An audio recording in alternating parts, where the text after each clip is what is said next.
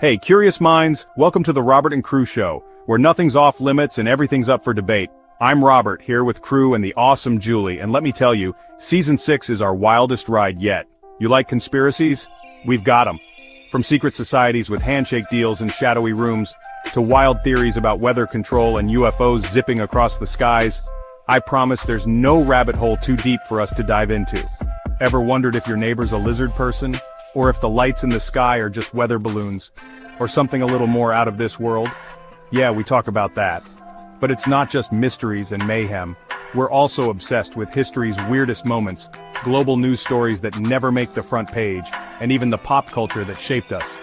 Batman debates, Assassin's Creed lore, classic horror films that made us sleep with the lights on, all fair game. And the best part? Our show isn't just us talking. We bring in special guests, listener questions, and wild interviews that might just blow your mind. Whether you're tuning in on Facebook, Twitch, or right here on YouTube, you're in for a mix of shock, laughs, and those wait, seriously, moments. So if your brain loves a good mystery, join us every week. Hit subscribe, drop your weirdest questions, and let's unravel the world together, one wild episode at a time. This is the Robert and Crew Show. See you on the other side.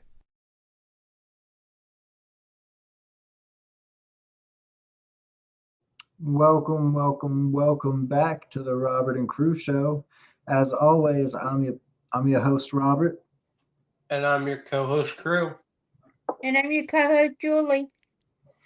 And tonight we're going to be talking about old artifacts. We're looking at objects like what, Julie? What kind of artifacts are we going to be talking about tonight? Well, there's old swords that could be as big as Goliath possibility, and there's the relic. Oh shoot, the relic stones. What you call them? The Rosetta Stone. Rosetta Stones, and there's stone hedges, and all sorts of different objects that were new to me too when I was looking things up. Well, we And did. even King Tut's, I think it's King Tut's, there's a funeral mask. Yeah. That's what it's called. And then there's also, I can't remember now what it's actually called, but it's Egyptian words on this tablet. And they said that's how we can understand Monolith. Yes. Well, speaking of which, we did something similar to this season 1, called Lost Artifacts. It was. Yeah, we did, didn't we? I forgot about that. Yeah. So this is basically part 2, but technically not because it's relics instead of artifacts. I do have a list of different relics of the past, but I might not have the ones you were suggesting, Julie. So, what about like a new relic? Have you guys heard of the Boogosphere? Yes, I've heard of that one before.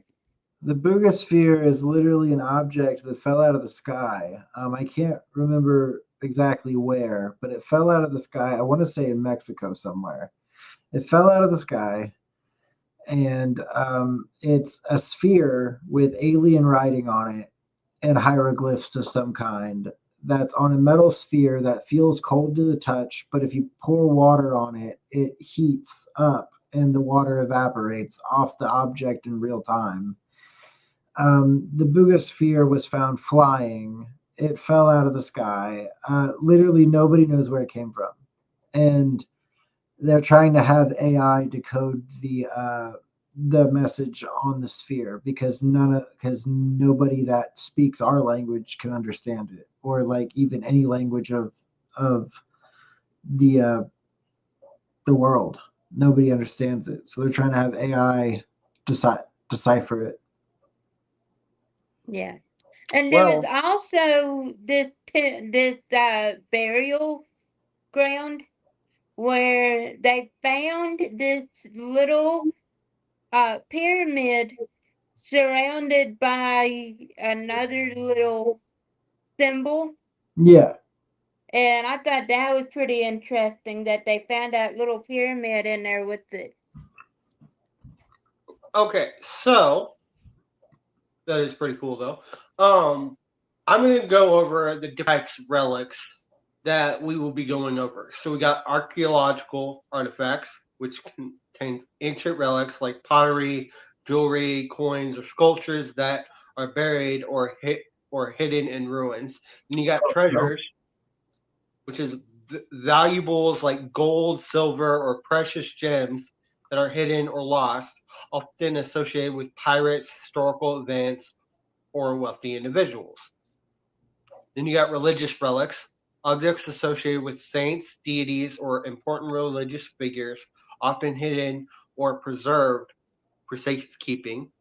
Then you get the historical documents, rare or valuable documents like letters, manuscripts, or scrolls that are hidden or lost. Then you got lost art, paintings, sculptures, or other creative works that are missing or hidden. Some famous examples of hidden relics include, which we did cover this one in season 1 on the Lost Artifacts episode, the Amber Room, a chamber made of amber, gold, and precious gems that was looted by the Nazis during World War II and Yeah, remained. that was the room that was filled with gold, right? With gold and gems. Yeah. And the And whole room amber. was like gold. The whole It was room made. It was a like, chamber made of amber, gold, and precious gems. mm-hmm. And the whole And room was amber and gold. yep. And then you And have the Holy Grail. well, before we move on, the rumor about that room was that the Nazis, either A, the room never existed, Mhm. or B, the Nazis literally dismantled the entire room just to melt down the gold. Yeah, they supposedly they looted the entire room. Yeah. Those are the only two options. Yeah. And thinking of rooms, I found this very interesting. In one of the pyramids, this guy was exploring and he found a hidden door with these interesting hooks to open it. And Uh-huh. after he found that and wanted to go further, the Egyptian government shut him down completely and said, "No, you're not going back in there." Yeah. That was pretty interesting. Yeah, that's always interesting. But I think it's because if we're gonna be honest about Egyptian conspiracy or alleged Egyptian conspiracy about the pyramids, it's because they're not what they told us they were. They Yeah, told us the pyramids were tombs. The pyramids were not tombs. The pyramids were obviously something else than a tomb. exactly. Because I've Did it been hold learning a that. body in it? Sure. But the tombs, the supposed tombs, were all buried like only halfway down the pyramid was where the body was kept. So what's the rest of the pyramid for? Just look and decoration? I don't think so. Yeah, I don't think totally so. different. They all Because, they all align with the stars. At least at that point in time or whatever. They all aligned with the stars for a reason. And they aligned with Orion's belt, right? Right. Like, yeah, okay, so since we're on the Egyptian topic, did you both know that nobody knows exactly where Cleopatra is? Yeah. yeah, I've heard that too. They say she could be either with her lover in Alexandria, she could be in the ruins of Rome, or the Romans uh, took her body and put her in an unmarked grave to humiliate her. Yeah, I found a video on that too, and that's So did pretty I. interesting. Yeah, I sent it to Rob. But here's some other notable ones, and I'm going to go into other relics. The last two on this list, real quick, for some famous examples. You got the Holy Grail, a cup said to have been used by Jesus in the Last Supper, which has been the subject of many legends and southwest. And then you have the lost city of Atlantis, which we covered this in season 2. Are we considering Atlantis a relic itself? Yeah, Okay.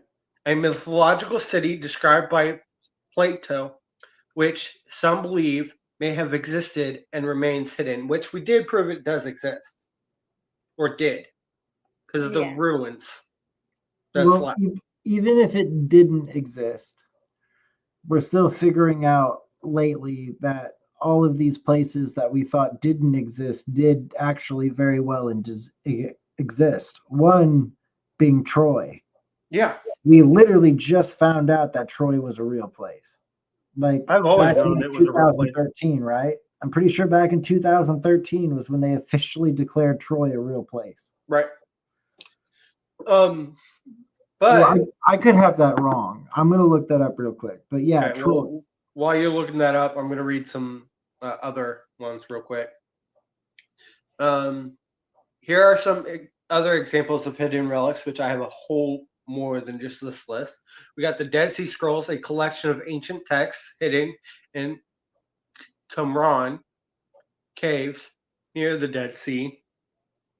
Then you got the Terracotta Army, thousands of life-size terracotta soldiers buried with China's first emperor, Qin Oh, I Shi was Huang. wrong.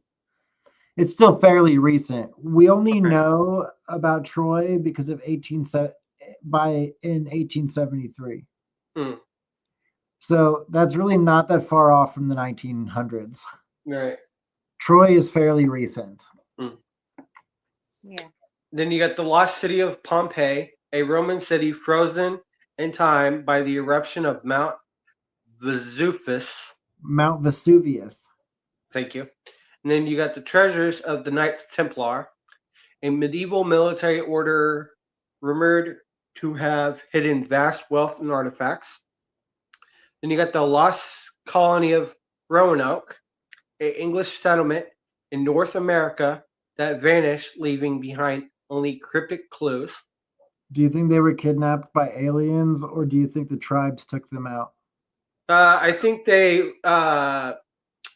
blended with other tribes. See, that's what I think too. I think the Yeah. tribesmen became the Roanoke colony. And I could be wrong. A lot of people say we're wrong for believing that. Well, And thinking of the Roanoke colony real quick, I didn't quite understand the Roanoke colony. Because I always known about the Virginia Roanoke colony, but never this other one. that's Yeah, the so colony. Croatoan was what they would is what they put into the tree, right, crew? Yeah. And there were other marks that were made known, but nobody really knew what happened to the Roanoke colony themselves. They just kind of disappeared. Here, let me ask Grok what they know about Roanoke colony.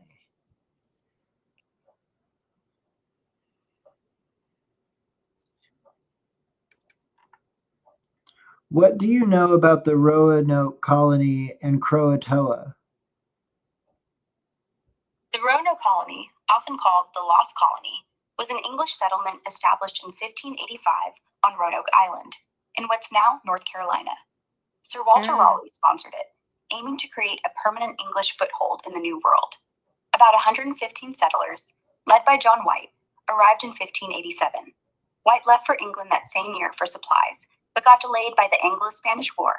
When he returned in 1590, the colony was abandoned, with no trace of the settlers except the word Croatoan carved on a post and crow on a tree. Croatoan was the name of a nearby island, now Hatteras Island, and the local Native American tribe. Theory suggests the settlers moved there, integrated with the tribe, or were attacked, starved, or lost at sea. No definitive evidence has been found, though archaeological digs and DNA studies continue. Some speculate the settlers assimilated with local tribes based on later reports of Native Americans with European features. Others think disease or conflict wiped them out. The mystery remains unsolved, making it one of America's oldest historical puzzles. They just vanished like that. Want me to dig into any specific theory? There you go. But the Roanoke that I am aware of is in Virginia. That's the Yeah. same one, Julie. Huh? That's the same one. Yeah. But why'd she say North Carolina? She did say North Carolina.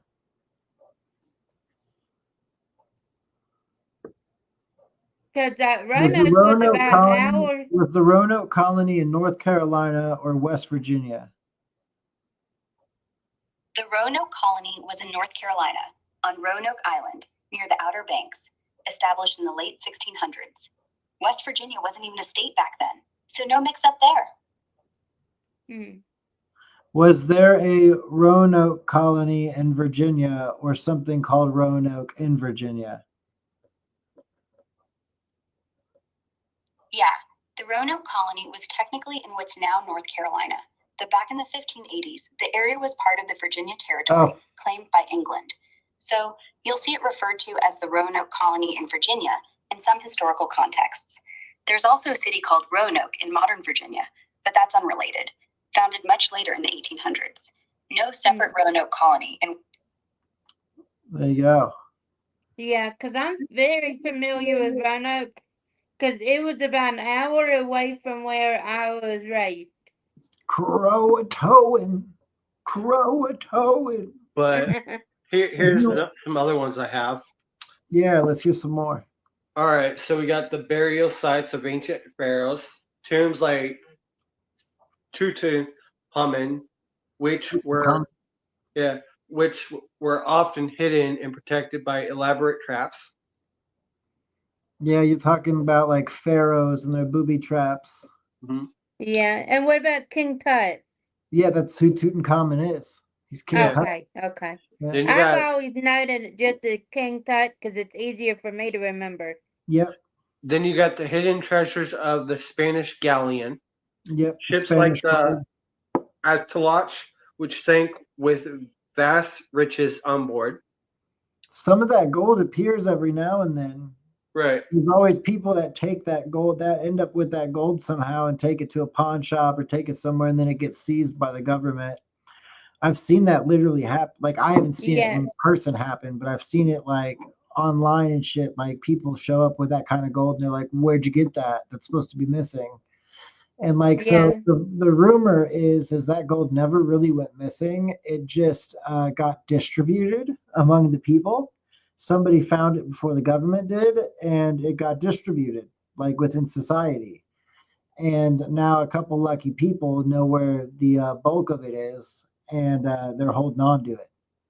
Yeah. Yeah, because they had stuff like that happen on the gold and silver pawn shop at in Nevada. You remember that show? Yeah, there was a guy who brought in a Roman coin, and nobody could believe how old it was or where it came from. And then they had to have somebody come in and actually look at it.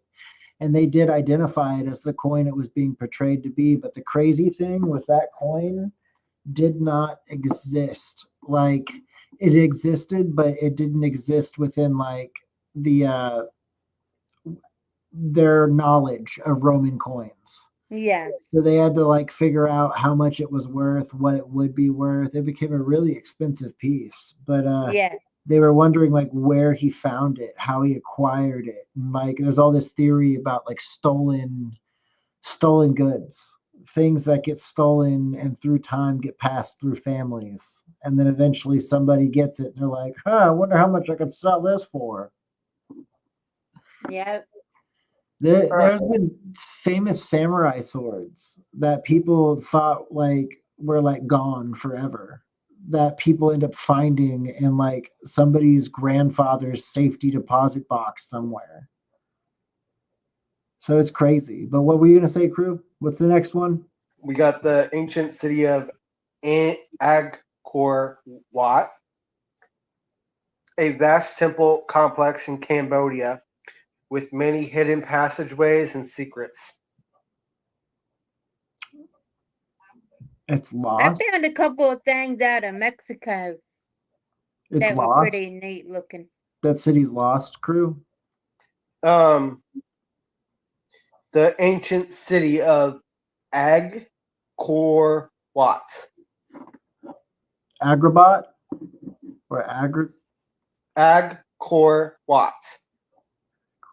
It's 2 words. Okay. Angkor being one, and then Watts being its own. Okay. It's in Cambodia. Hmm. It's like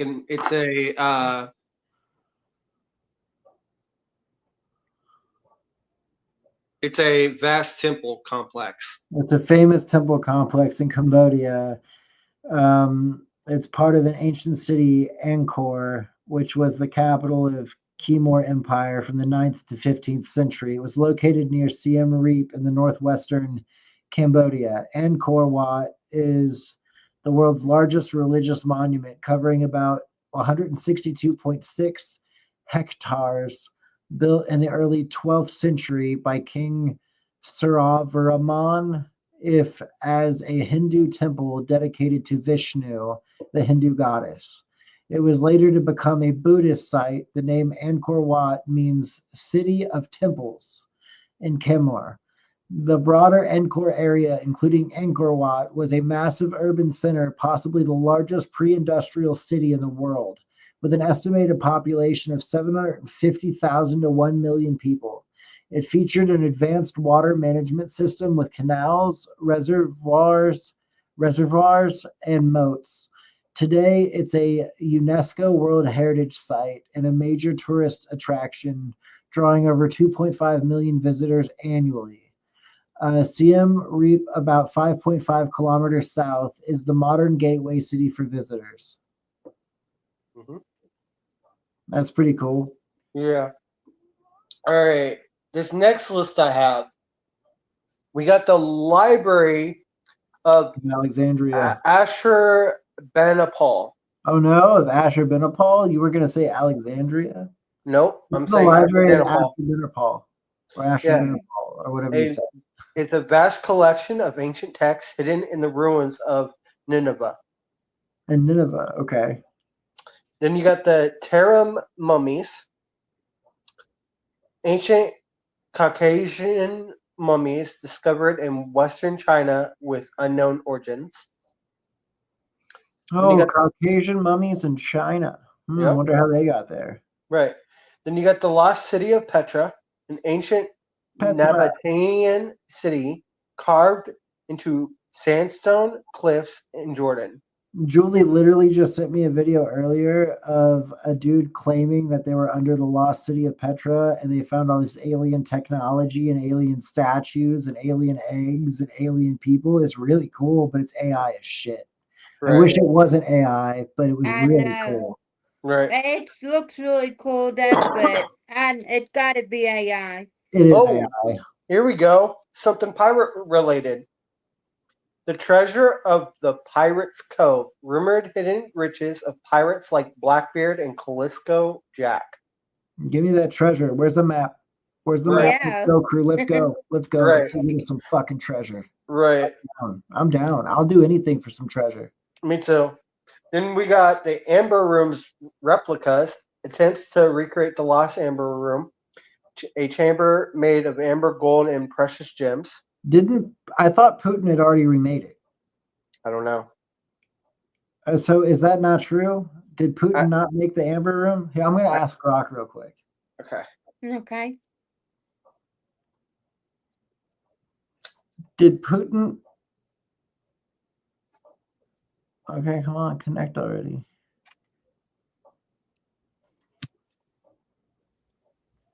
Did Putin recreate/rebuild the Amber Room? Yep. He dedicated the new Amber Room in 2003 at the 300th anniversary of St. Petersburg, alongside German Chancellor Gerhard Schroeder. The reconstruction started in 1979, based on old photos and records, costing about $11 million, with a big chunk of funding from a German company, Eon. It's now back in the Catherine Palace, looking as dazzling as ever. Quite the glow up for a room looted by the Nazis, huh? That's pretty cool. Right. Right. Yeah, it is. Then we have the hidden treasures of the Inca Empire, gold, silver, and precious artifacts hidden by the Incas before the Spanish conquest. You want Another that thing we Inca have on gold? here. That cursed Inca gold. Yeah.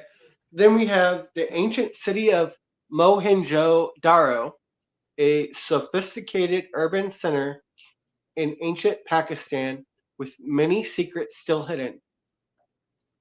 Is that Then we have the Mohenjo-Daro? Mohenjo-Daro, a sophisticated urban center in ancient Mohenjo-Daro? Pakistan I don't know. Okay. with many secrets still hidden. Then we have last on this part of this list, because I have some more lists after this. We have the Lost Scrolls of Herculaneum, ancient texts buried by the eruption of Mount Is that Herculaneum? with many still awaiting discovery. You talking about Herculaneum? Herculaneum. Yeah, it's Herculaneum. And yes, those are the scrolls, the text. Those, as far as I know, have not been found, and they're believed to not even exist. Okay. And then I was just thinking about this. A religious relic is the shroud. I think it's what it's called. I'm getting ready to talk about that, Julie. Thank you for Shroud of mentioning that. Jesus Christ, right? Yes. It's a piece of cloth believed by some to be the burial cloth of Jesus Christ.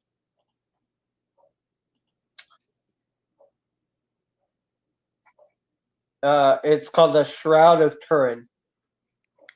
The Shroud of Turin. Yep. And what do we know about the Shroud of Turin?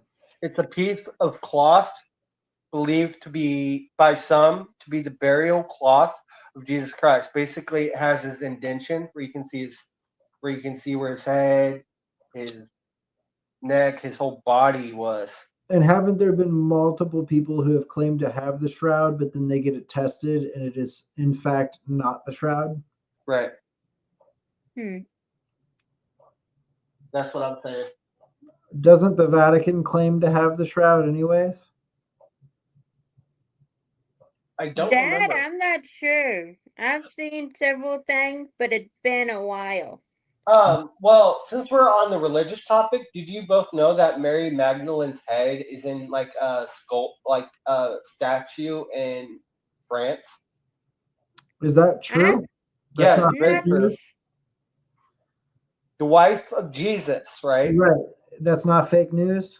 No, it's That's- actually legit. no. It's legit. It's real. Jesus never married. Yeah, actually, Julie. Actually, Jesus did.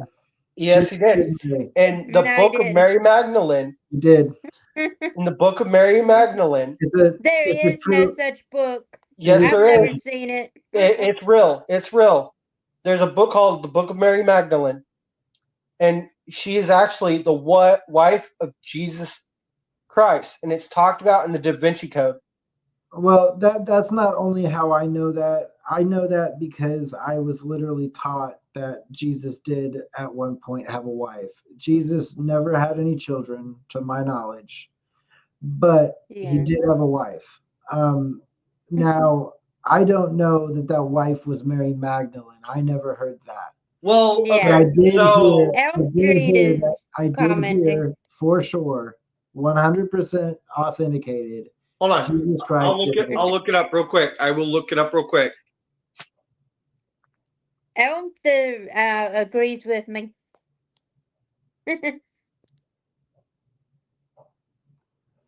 No, I mean I've always heard that Jesus had a wife. Always. I never have. That was one thing I did actually end up learning as a kid. That I can state that's or was told by somebody of actual Okay, right here. This is what it says. The question of whether or not Mary Magdalene was Jesus' wife is a topic of debate among scholars and theologians. The Bible doesn't specifically state that Mary Magdalene was Jesus' wife, but some interpretations suggest a close relationship between them. Yeah, nothing's gonna. So basically, what it's going to tell you is you're assuming that the wife is Mary Magdalene, which is what everybody's saying, is that it's an assumption being made. But does it claim that Jesus even had a wife? Is that even a legitimate claim? Here, okay, right here it says some arguments for Mary Magdalene being a prominent figure in Jesus' life include her persistence in key events. Mary Magdalene is mentioned as being present at Jesus' crucifixion, burial, and resurrection. Her role as a leader, Mary Magdalene is often depicted as a leader among Jesus' followers. The Gospel of Philip, a non-chronological text that some interpret as suggesting romantic relationship between Mary Magdalene and Jesus. However, the majority of Christian denominations and scholars do not accept the idea of Mary Magdalene as Jesus' wife, citing lack of biblical evidence. The Bible doesn't provide clear evidence of marital relationship. Traditional interpretations, many Christian traditions view Mary Magdalene as a devoted follower and friend. The It's discussion because around Mary Magdalene's I just relationship. looked it up. I just looked it up. The only Okay. reason that anybody ever referred to Jesus being married or even it being Mary Magdalene was because in the Gospel of Philip, the Gnostic text refers to Mary Magdalene as the companion of Jesus, where people took that as Jesus was married to Mary Magdalene. That was literally where everybody got it from. And what it says is no, they never were actually married. Jesus had only kissed Mary Magdalene, but even that wasn't provable. Basically, the text is fragmented and the interpretations vary extremely wildly. Most scholars caution against even taking this as evidence of marriage, given the text's late date and symbolic language.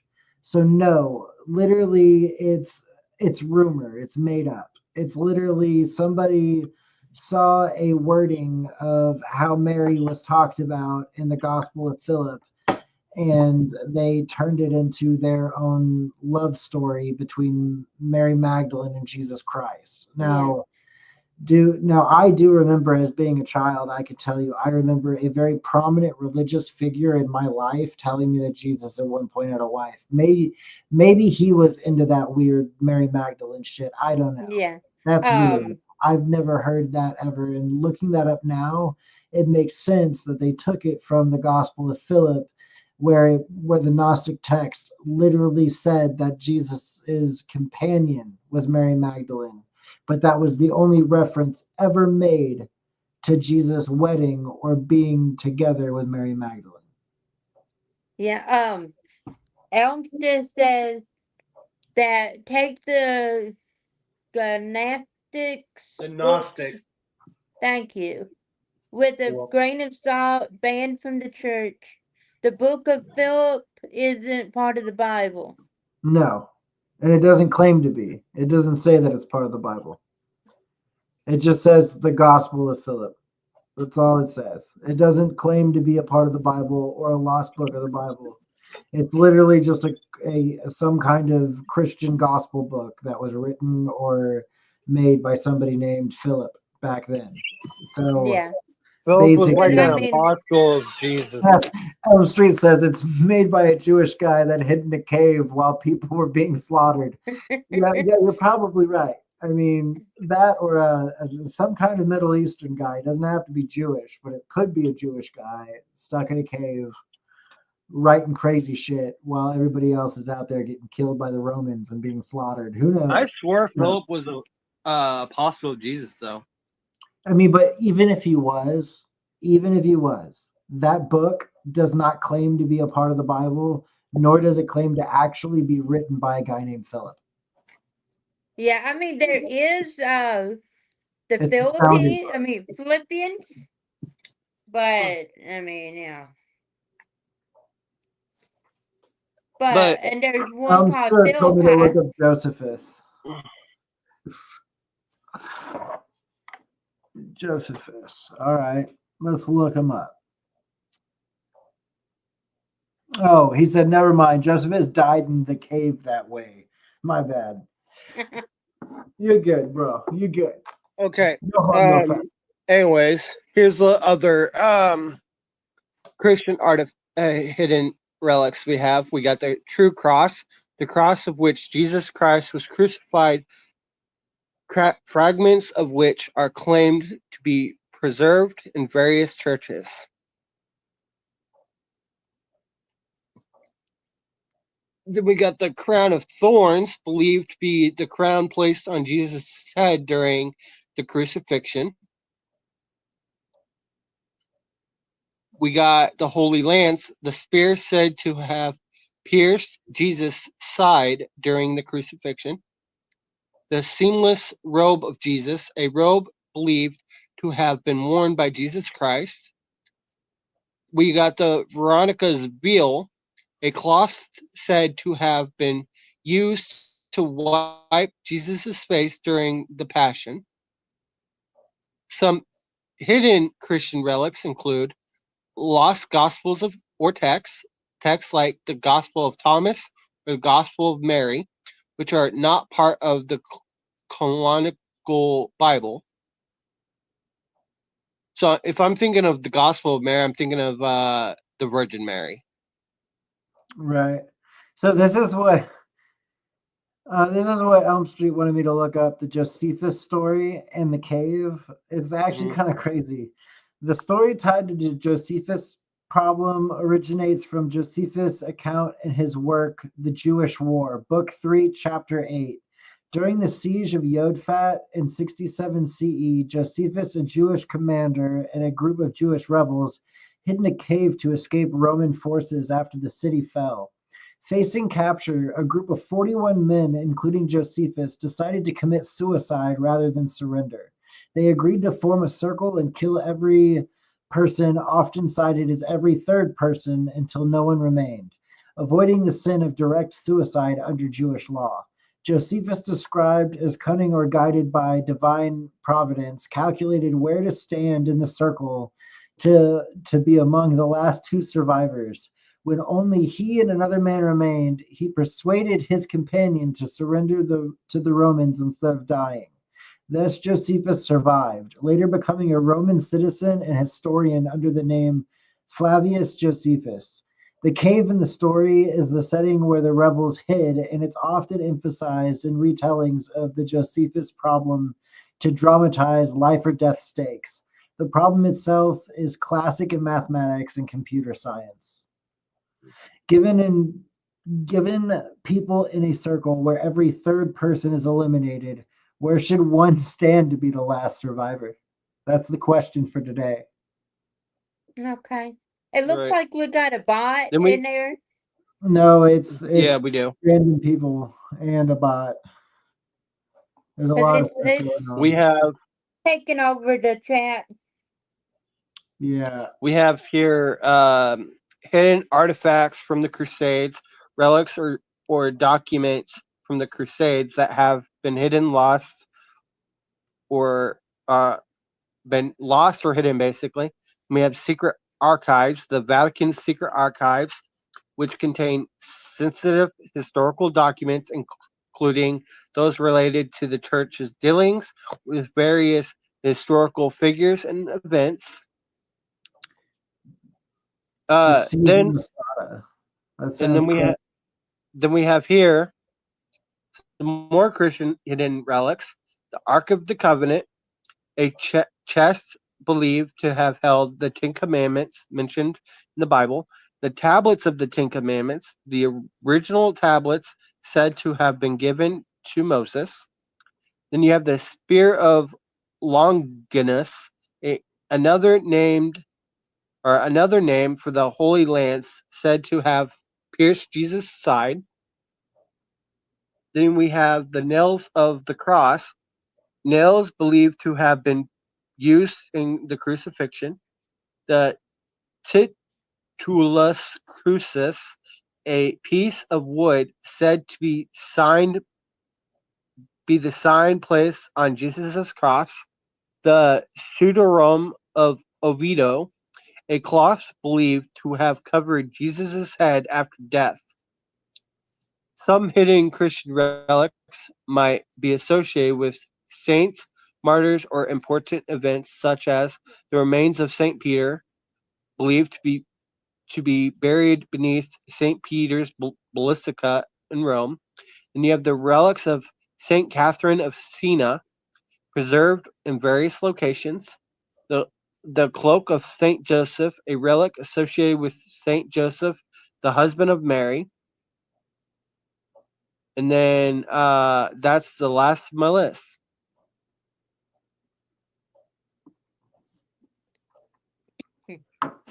Well, so with the religious ones, the big ones are the cloth from Jesus, the what'd you call it? The shawl, the what'd you call it? Hold on. The cloth or whatever. Oh, the cloak of Saint Joseph. Yeah, but the one that was the shawl or something, the shawl. I don't remember. Hold on, I'm looking. Give me a second. Yeah, I The saw. sage of Messiah. The Titulus Crucis. No, is the Studium of Oviedo. I don't know. It was one that Julie was talking about, a literal cloth that Oh, people that's had. the Shroud of Turin. Shroud. Yeah. Yeah. Sorry. Yeah. No, I looked up the. I looked up the siege of Masada, and this is what it says. It says Masada was a hilltop fortress built by King Herod in 37-4 BCE in the Judean desert, overlooking the Dead Sea. During the First Jewish-Roman War, 66-73 CE, it became a refuge for a group of Jewish rebels called the Caesaril, led by Elzar bin Yair after the fall of Jerusalem in 70 CE. The siege happened in 73-74 CE. The Roman governor Lucius Flavius Silva besieged Masada with the 10th Legion Legio ex Fredensis, roughly 8,000 troops. The Romans built a massive siege ramp to breach the fortress, which was defeated by fewer than 1,000 Jews, including women and children. The outcome, according to Josephus, when defeat became imminent, the Caesarial chose mass suicide over capture. 2 women and 5 children who hid in a cistern or possibly a cave-like structure survived to tell the tale. The Romans found 960 bodies when they entered in April 74 CE. Josephus was not present at Masada based on his narrative on the survivors' testimony and Roman records.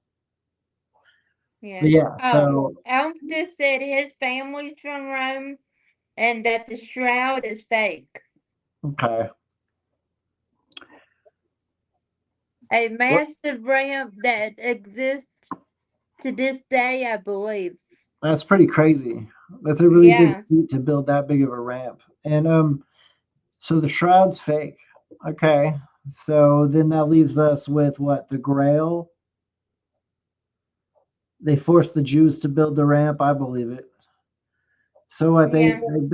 they did what we've got the Grail, we've got the cloak that you were talking about. Is that religious? Okay, so the cloak. Let's see. Give me a second. The cloak of Saint Joseph. It's a relic associated with Saint Joseph, the husband of Mary. Okay. So was that a real thing or is that just gone? It's a fake. Is it fake or is it a real relic? The cloak of Saint Joseph, as in the Virgin Mary's husband. Yeah. Yeah. So then It Jesus would be a is relic. okay.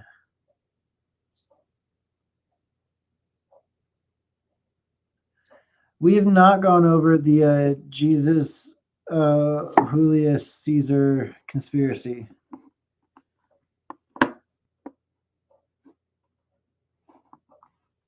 Both killed by somebody named Longinus with a spear. Weird. Yeah. I'll have to look that up. I haven't gone over Julius Caesar very much. That would be an interesting topic to go over. Yeah, no, For sure. Julius Caesar has always been a mind capture for me. I really like Julius Caesar. Yeah. So we do have some videos tonight, right, crew? Yes, we do. Yeah. All right. Let's hit this one real quick. We know the video. Let's get our Oh, yeah. Sasquatch suds ready. I don't think people understand just how messy Bigfoot gets. Mud, moss, mystery stains. His laundry's legendary. But now he's got a secret weapon. Watch as Bigfoot wrestles a puny detergent. Oops, there goes the cap. Enter Sasquatch Suds. With Yeti-strength cleaning power and pine-scented freshness, even his fluffiest fur sparkles. Now, Bigfoot struts past campers. Wait, is that envy or just amazement? Sasquatch Suds, for fur and duds. They get the job done, trust me. Ask Crew, he knows. He's got his Sasquatch suds. You got yours, right, Julie? Oh, yeah. Good. We got a snapshot of the Unaticha world in 1600 BC with the discovery of the incredible Nebra sky disk in Germany. This amazing artifact represents the earliest known astronomical representation of the sky from anywhere in the world. It's been dated to about 1800 to 1600 BC and was modified during its lifetime before being buried between 1600 and 1560 BC along with 2 swords, axes, spiral arm rings and a chisel. It was probably commissioned by the local High King at Dieskau, and as it marks the solstices and other phenomena, was used for some kind of portable astronomical religious functions. That's interesting. So it's the first actual image of the sky, basically, that was like built that way. That's Yeah. pretty cool. Yeah. That's pretty interesting. I thought so. The Knights Templar were more than just soldiers. They were guardians of sacred relics. Legend says they guarded some of Christianity's most valuable treasures, including the Holy Grail and the Ark of the Covenant. While the truth is debated, the Templars became linked to many ancient mysteries and secret knowledge. They held secret rituals, fueling rumors that they possessed hidden wisdom passed down through generations. After the Templars were disbanded in 1307, the fate of their treasure and secrets became one of history's great mysteries. To this day, treasure hunters search for the lost relics, hoping to uncover what the Templars left behind. Follow for more mysterious stories from history.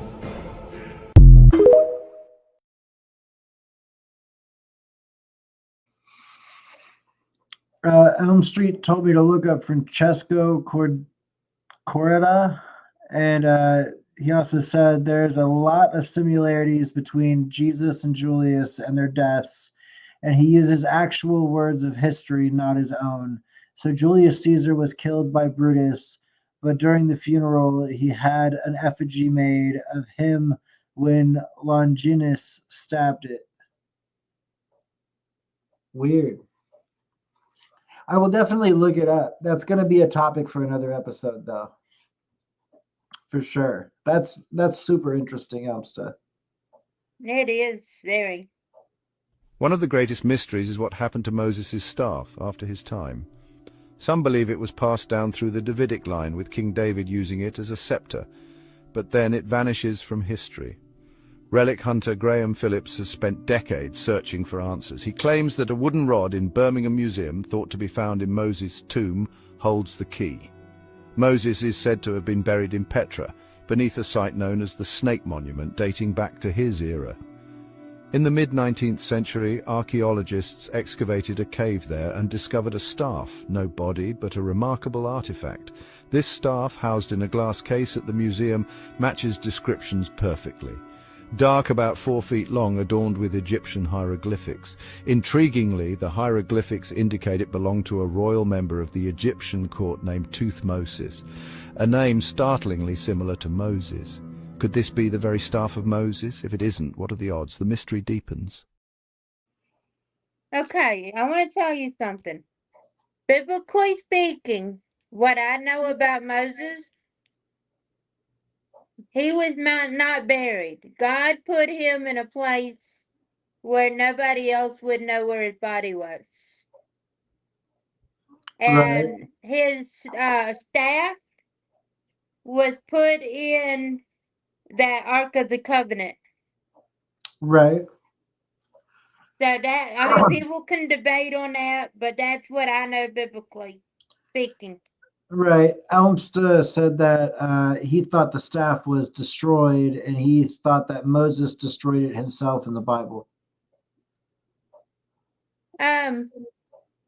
He used it to make water, where he struck the rock twice, Right. and God told him to only strike the rock once to Gotcha. bring water.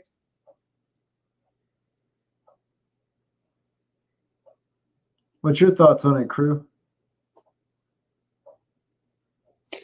It's a big debate, but in the same time, Julie is right. It is mentioned in the Bible that it's put in the Ark of the Covenant. So it's one of those big debates for scholars and stuff, what really happened with the Ark. Did so Elmsta said he didn't get the staff till after the rock. He had the staff. In the Bible, again, where he saw that bush that was burning but not on fire, God showed him how to use it, where it turned into a serpent and then back into a rod again.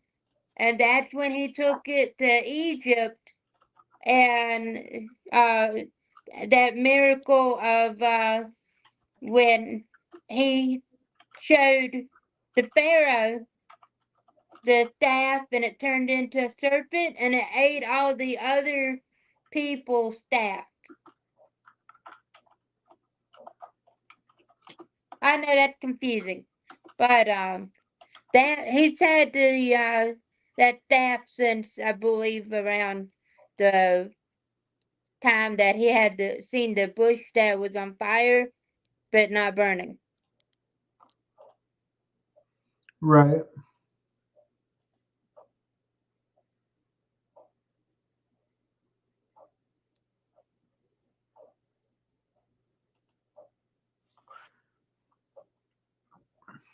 Elf just says I'm right. Elmsta's always right.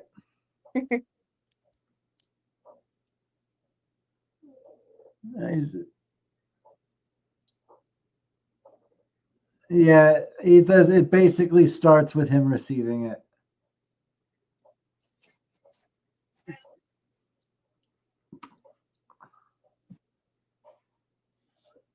There's a famous painting by Leonardo da Vinci. It's a painting depicting Jesus. He's holding like a glass ball, right? Now, usually, every single painting, including the Mona Lisa, bro, there's never any mistake to shading or reflection. That's one thing they studied about Leonardo da Vinci. He doesn't mess up, okay? But there was a mistake in the Jesus one, where he's holding a glass. Because the light is supposed to be depicted from somewhere else the way it's hitting his face. The light was hitting the glass ball as if it was coming off of him. That way, he was depicting that the sun is Jesus. Oh, that's... That's interesting. I hadn't heard of that. That's pretty cool. That is. And I like that they mentioned that Leonardo da Vinci never really made mistakes. He only put what he wanted into paintings. So that's pretty interesting that he would do that. Yeah. Elmsta said it basically starts with him receiving it, the snake showing him it can change into anything, but he can't let people know. And later it's used to overcome others. So Isk. And then Da Vinci also got paid a lot of money. So LOL. Vinci worked for the richest people, for the richest family, Medici. Yeah, no, I totally believe you on that. I just know that Da Vinci was really good at what he did. Mm-hmm. Definitely yeah. did not make mistakes purposefully. Oh yeah. Or I mean, he didn't make if a mistake happened, he was really good at hiding said mistake and it didn't look like a mistake to normal people. Right. In 2018, archaeologists in Egypt made a spine-tingling discovery that captured the world's imagination. Deep beneath the streets of Alexandria, they unearthed a massive black granite sarcophagus, the largest ever found in the ancient city. Standing at nearly 9 feet long and weighing over 30 tons, this mysterious tomb had remained sealed for over 2,000 years. The internet went wild with theories. Some claimed it could contain the remains of Alexander the Great himself. Others warned that opening it might unleash an ancient curse. As the anticipation built, experts carefully prepared to lift its massive lid. But what they found inside was far from what anyone expected. 3 skeletons, floating in a reddish sewage liquid that had seeped in over the millennia. No treasure, no curse, just 3 ordinary people, likely soldiers, who died around the same time and were buried together. Yet somehow this disappointing discovery became even more fascinating. It gave us a rare glimpse into ancient Egyptian burial practices and reminded us that sometimes the most intriguing archaeological finds aren't about gold and glory, but about the stories of everyday people who lived and died thousands of years ago. Elmsta's sending me down a rabbit hole. He's saying Da Vinci is like Shakespeare in the fact that Da Vinci was probably not all one person. And if he was being paid to create all that art. He told me to look up the art. It's all different, almost like he was being paid to make all of these. Like the the Venusian man or whatever isn't even that crazy. So that's interesting, and that's like makes me spiral. Right. Then we got a bot comment. Cleopatra vanished over 2,000 years ago, and her tomb, still a mystery. How can someone so famous just disappear from history? No tomb, no mummy. It's a real-life ancient puzzle. Cleopatra was Egypt's last pharaoh, known for her beauty and brains. But after her mysterious death, her mummy never surfaced. Where could it be? Some think it's in a hidden chamber near her lover, Mark Antony, in Alexandria. Maybe their tombs are together, lost under the city's ancient ruins. Others believe it's in a temple called Taposiris Magna, where archaeologists found clues hinting at royal burials. There's a wild idea that Roman leaders took her mummy to Rome to display her defeat. Or could she be buried in an unmarked grave, a final act of defiance? The sands of Egypt hold many secrets, and Cleopatra's tomb is the biggest mystery of them all. Each year, new discoveries bring us closer to the truth, but for now, it's all speculation and ancient tales. Where do you think Cleopatra's mummy is hiding? Share this mystery with a friend and see what they think.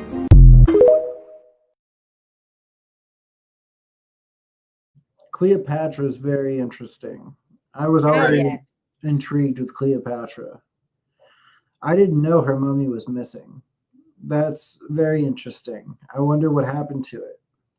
You know, there's a very well-known, it's not even a conspiracy, it's a well-known fact, is that rich people back in like the 18 and early 1900s bought mummies to eat.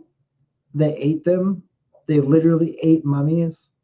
And like you can look that up. That's not a lie. It's not a falsehood. People actually ate mummies. Gross. So quite a few mummies are missing, not because they didn't exist, but because they're literally gone. They've literally been ingested by people. So That's disturbing. Cleopatra Yeah, may it have been is. one of those that was eaten or ingested by people. Especially if she was in an unmarked grave or she was found and her grave wasn't labeled. Yeah. Mummies, so basically it was a health benefit thing. They thought that if they ate people, they would get some kind of health benefit from it, specifically mummies. So, like, and that's a thing. Like, it's as, like, here, like, as weird as that sounds, like, it's true. I'm not pulling your leg. Wow. That's different. I hadn't heard that. Kind of like rich people are eating mermaids. Yeah, but this is real. Yeah.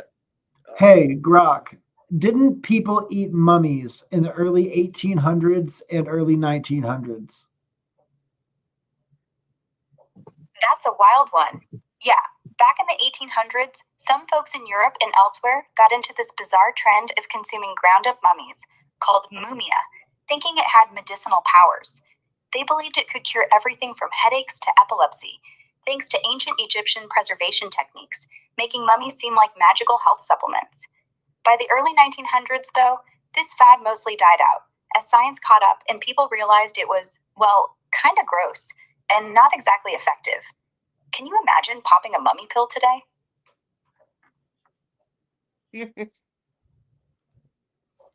Yeah, so it did happen. Wow. They ground up mummies and ingested them in whatever way because they believed it would medicinally help them. Elmsta also says that it's an African belief, and Africans believe eating people gives you their power, so surely the Egyptians did too. Okay. Yeah, so this isn't just Egyptians, though. This is European normal people, doctors, everything, ground up mummies that they were sold illegally and sold off the mummies as a cure all, and people bought them and ingested said pills. Wow. Learning something new tonight. Yeah, so I mean, it's a thing, man, is that there was some weird, sketchy things that happened with mummies. A lot of mummies went missing. A lot of mummies were ingested. Wow. People ate them, and people apparently also ground them up and put them into medicine. Weird one, Just right? like that is a allegedly weird people one. are trying to do that now. Elps just said I'd try it back then. Why do over 2,000 years of historians, treasure hunters, and archaeologists all fail to find Alexander the Great's tomb? What makes this mystery so stubborn? Alexander the Great, the king who tamed the known world before he was 30. His armies thundered from Macedonia to India, forging an empire that reshaped history. Yet, as unstoppable as he was in life, his burial remains a secret sealed by time. After his sudden death in Babylon at just 32, Alexander's body became the most valuable prize on earth. Some say it was snatched en route to Macedonia, rerouted instead to Egypt, and laid to rest in Alexandria, the city he founded. Legend claims a golden sarcophagus, a shrine fit for a god, but today not a single trace has ever surfaced. Why? Alexandria has suffered war, earthquakes, and floods, burying centuries beneath new streets and layers of mystery. Much of ancient Alexandria now lies underwater, swallowed by the sea. And the areas where experts believe the tomb could be? Many are beneath modern buildings, especially the sacred An-Nabi Daniel Mosque, making excavation impossible. Theories swirl. Some whisper that his tomb is hidden under the mosque, untouched for centuries. Others say it was looted or even purposely concealed to protect his almost divine legacy. No one knows for sure. So will we ever find the resting place of the world's greatest conqueror, or was it always meant to remain a mystery? Drop your theory in the comments and follow for more ancient enigmas.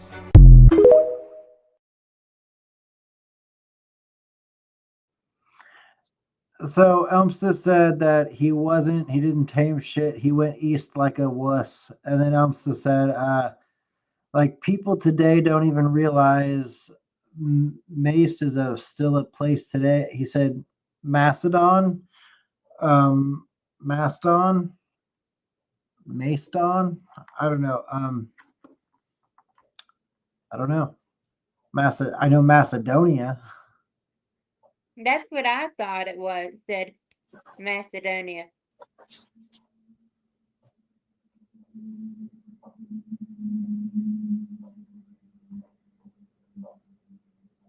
It's part of Greece where Alexander is from, he says. Okay.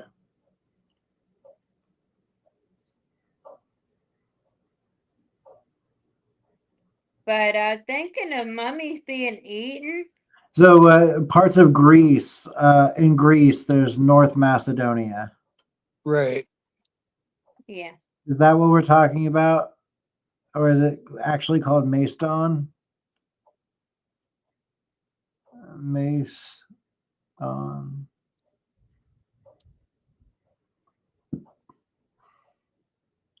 Macedonian. It's Macedonia. Yeah. It is. So Macedon is Macedonia, the ancient kingdom in northern Greece. So yes, it's the same thing. Okay.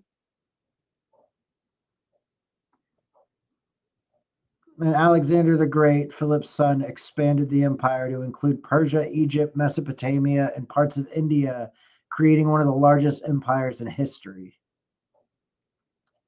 The Macedonians spoke Greek dialect and worshipped Greek gods. They participated in Hellenic events like the Olympics, though their neighbors initially viewed them as semi-barbarian. After Alexander's death, the empire fragmented, but its conquest spread into Greek culture and language, into Hellenization across the eastern Mediterranean and Asia.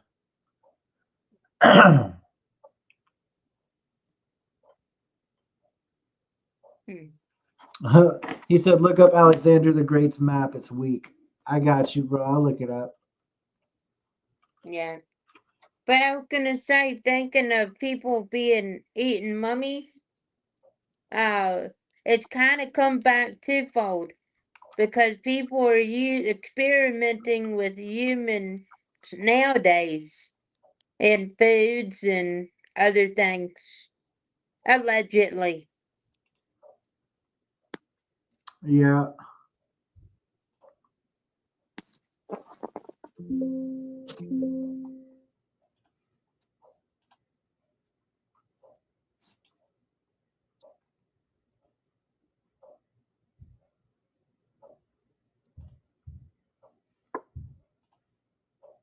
It's not going to let me save a photo of it. Oh, there we go. Okay. I got one. I finally got one.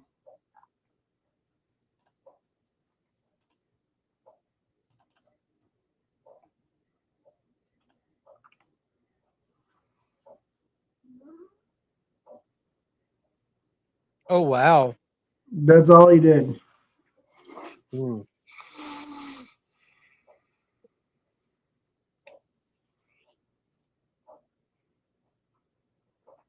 He said, that's not it. Okay. I did type in the map.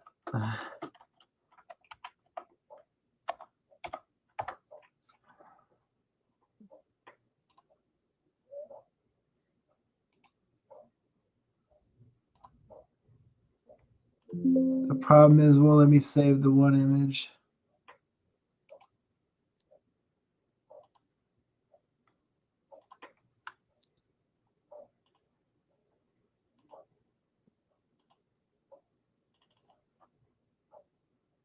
There's this one. That looks more accurate. So that would be Alexander the Great's empire. Right.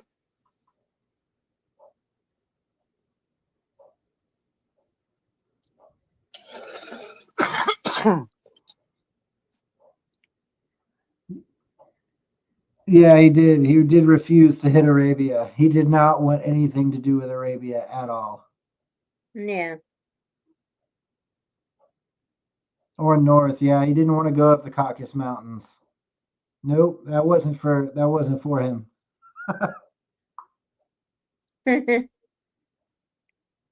Why do over two...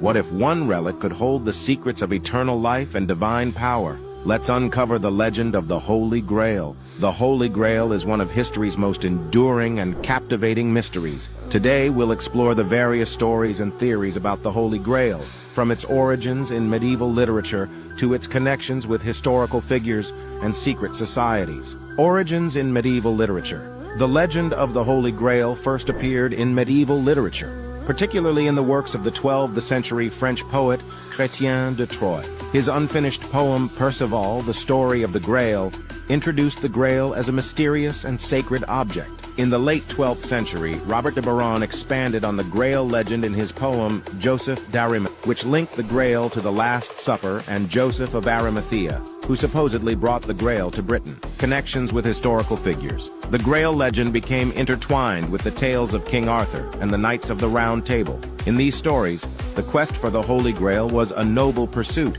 symbolizing purity and divine favor. According to legend, Joseph of Arimathea, who provided Jesus' tomb, brought the Grail to Britain. It was said to have been used to catch Christ's blood during the crucifixion, imbuing it with miraculous powers, theories, and interpretations. Some believe the Holy Grail is a physical relic, such as a chalice or cup used at the Last Supper, endowed with miraculous properties. Others interpret the Grail as a symbol of spiritual enlightenment, representing the soul's quest for divine truth and eternal life. A controversial theory suggests the Holy Grail is not a cup, but a metaphor for the bloodline of Jesus Christ, with claims that Jesus had descendants whose lineage was protected by secret societies like the Priory of Sion.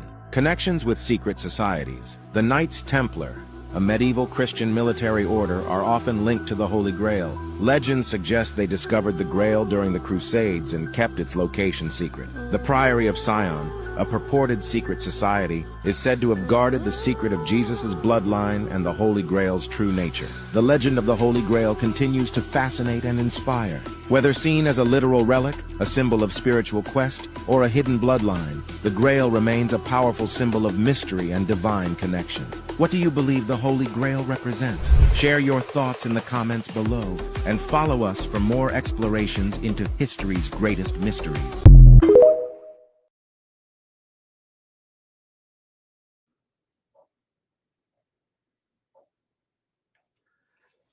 So what do you think the Holy Grail represents more than anything? Eternal life. So eternal life is what it represents? Yeah. And I so believe so. do you think the Grail is a known proven artifact? It's all legend, but a lot of people think it's the cup that Jesus and his disciples drank out of during the Last Supper. Yeah, at the Last Supper, right? Yeah. It's always been interesting.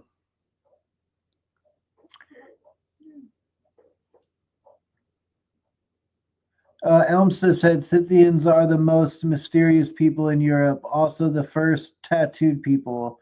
They found a female warrior with tattoos. The Caucasus region wasn't conquered until the Soviet era, I think, and I believe the Grail is an idea that's meant to find people of greed.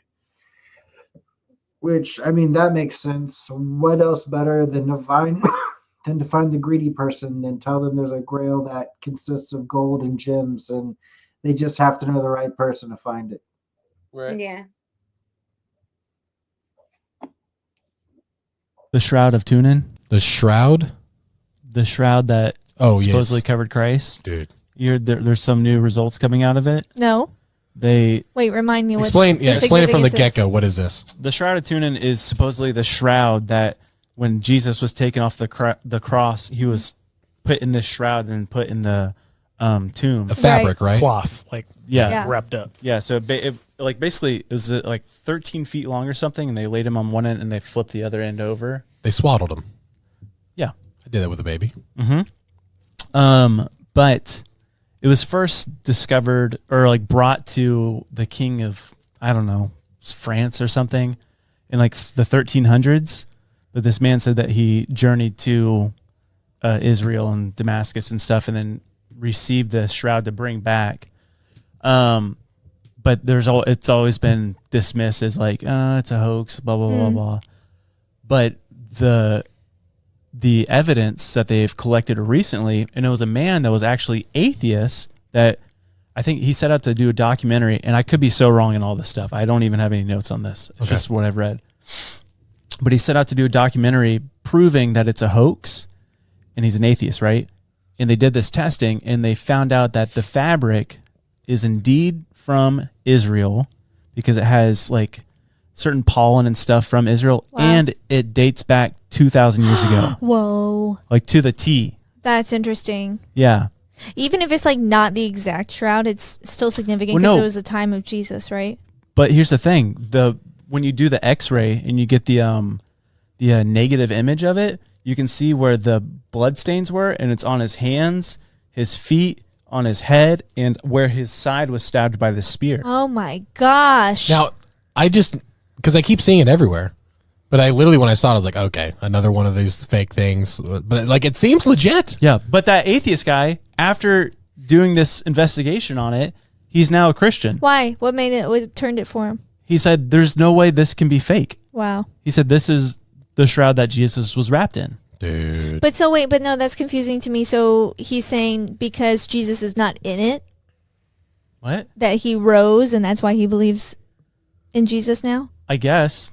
I don't know. I just said he was an atheist and now he's not. That's cool. I just was curious as to what was the turning point for him. But he also said, I don't know if it was him or another guy, they said that they will pay $1 million to anyone that can replicate what the shroud is without using ink or burning or like whatever, because the stains on it are from Jesus's blood. Wow. And like he said, there's no way someone could have faked this. It like lit. And they also said they were able to extract different parts. It was like, I think it said like creatine and something else, which your body puts out when it's in stress. So they say like a lot of torture victims, they excrete this stuff out of their skin and in their blood. And so they're able to find traces of that in it as well. Wow. Yeah. That's wild, man. Yeah. I mean, like, that's just crazy. And it feels like all these things are just coming out. Like we talk about the Ark of the Covenant, Gilgamesh, all these things, but that's crazy. Because it like really just confirmed, like, just, are these just more signs that are just coming out, you know, just the truth being revealed, the veil getting thinner, and then so less people have a chance to deny? Yeah. And then someone, I forgot to save it, but someone took, they like scanned it, the face and stuff of Christ, like in the shrouded Turin, right? Did they see like the actual face that they created? Yeah, and then they put it into AI and like made it look like this is what Jesus probably looked like. Wow. Yeah. That's crazy cool. And we're not far off from some of the depictions we've had in TV. Oh, really? Yeah. Yeah. So he was very tall. No, I mean, he just 5'6". Yeah, he looked. Oh. He was just like, that was the AI image, looked kind of thinner. Very interesting. Wow, so cool. Very interesting. Very wild.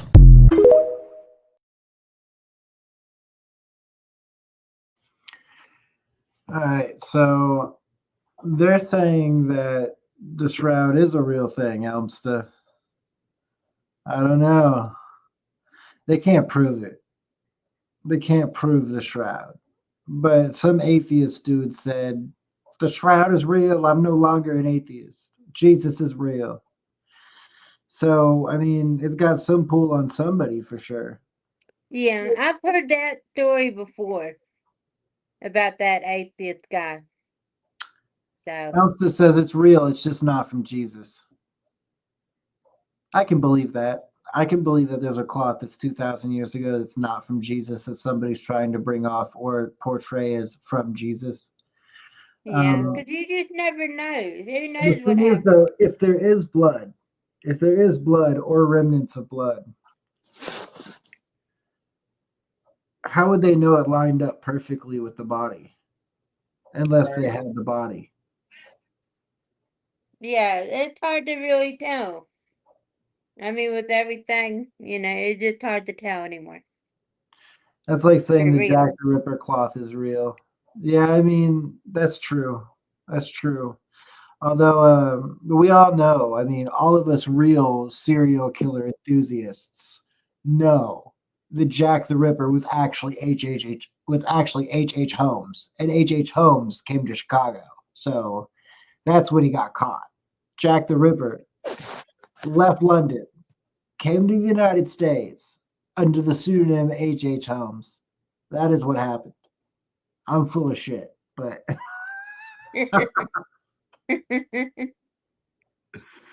no, I know I'm full of shit. I have a conspiracy. I used to love serial killer conspiracies, and my favorite one is the H.H. Holmes Jack the Ripper connection. Yeah, I've heard that before too. It's pretty interesting comparison. Yeah.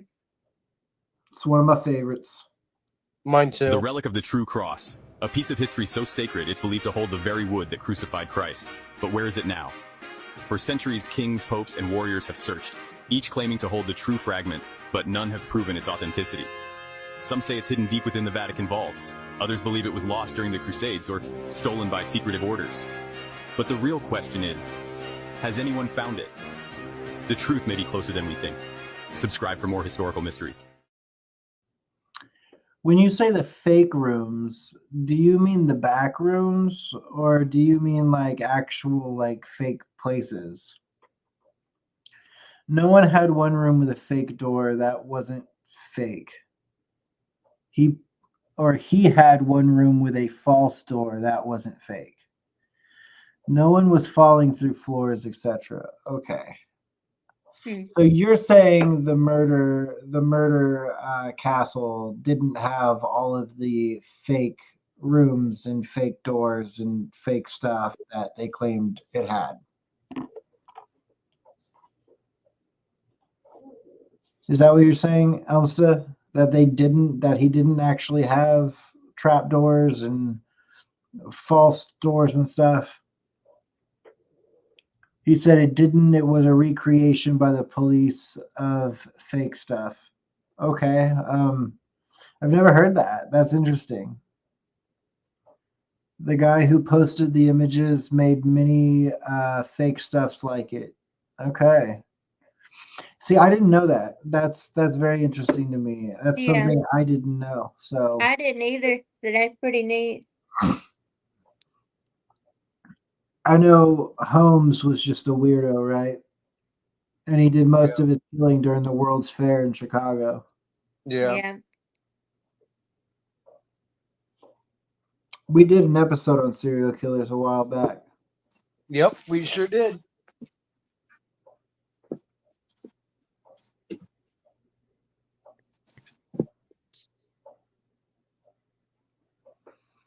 He said there's an H.H. Holmes Chicago guy that I watch who's the main researcher of Holmes. That'd be cool. Send me the link. I'll check him out.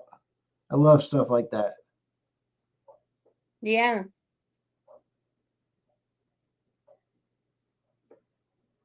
H.H. Holmes did it for money. That's not a serial killer guy we all know, like Jack. Yeah, Jack just killed prostitutes for fun. And he probably had some kind of hatred for his mother or his sister, some woman that was close to him. What was Da Vinci hiding in this painting? In 2003, Dan Brown released a fictional novel called The Da Vinci Code, where it talked about hidden messages within the Last Supper painting. But that was just fiction, or was it? Well, you see, 4 years after the book was released, a man named Slavisa Pesci was carefully examining the painting when he decided to overlay a mirror image on top of the existing artwork, and it was as if the painting had transformed into a different picture. Figures resembling the Knights of Templar appeared together with a newborn baby, but what was most interesting was that there was now a chalice in front of Jesus. Some people speculate that Da Vinci could be alluding to the fact that the reason the Holy Grail has never been found was because it was not a cup, but the baby who was believed to be the descendant of Jesus Christ. And even though you can watch the full video by clicking on the link in the description below, many people still ask the question.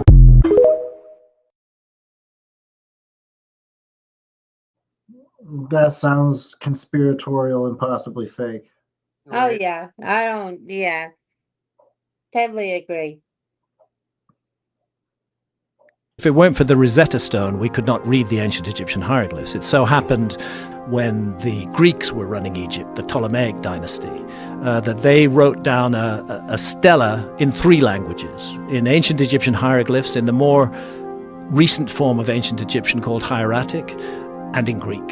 And that gave them the key. From that, our whole knowledge of ancient Egyptian hieroglyphs has arisen. Isn't it amazing? One stone. One stone. Gave us access to that wisdom and that ancient world. If it wasn't for the discovery of the Rosetta Stone, how much would still be confusing? Egypt would be dark to us. It'd all be guesswork. One stone. One stone. The Indus Valley script, which is incredibly important. It's 5,000 years old, completely undeciphered, very advanced civilization 5,000 years ago. And they had a script that we can't read.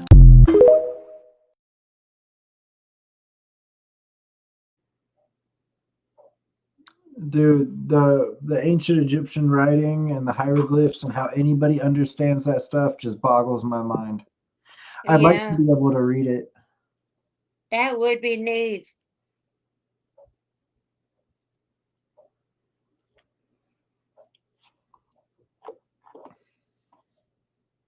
Scientists have unearthed an ancient gate to the underworld in Oaxaca, Mexico. It has long been believed that the ancient Zapotec civilization built an underground complex labyrinth of tunnels and passageways.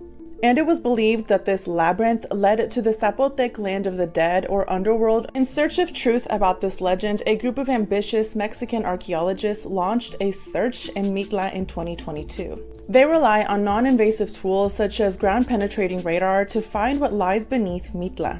And their search confirmed the existence of this complex system of tunnels and passageways. Documents preserved since Spanish colonial times confirm this to be the underground temple of the dead of the Zapotec people, where they would commune to worship ancestral figures and spirits. And the structures are impressively decorated with detailed mosaic made from polished stone. And evidence shows that the site was inhabited by 3000 BC or perhaps earlier. This finding also confirmed the theory that Spaniards were threatened by the Zapotecs communing to worship their spirits in these tunnels and blocked off the entrance to the tunnels with a church, which still stands. The archaeology group said that they still need more time to confirm the true extent of these tunnels. In September, they will launch a new round of their geographical scans, and they remain confident that this underground structure is much larger and complex than they had estimated.